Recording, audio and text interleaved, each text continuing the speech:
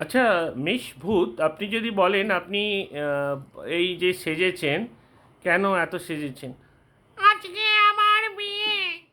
ও, আপনার আজকে বিয়ে? আপনি কাকে পছন্দ করেছেন? আমি তো একটা ভূতকেই পছন্দ করেছিলাম, কিন্তু দুঃখের বিষয় এখন আমার এই যে ছেলেটি আছে একেই পছন্দ। আরে, ও তো মানুষ, আপনি মানুষকে বিয়ে করবেন? হ্যাঁ হ্যাঁ, আমি এই মানুষটাকেই বিয়ে করব।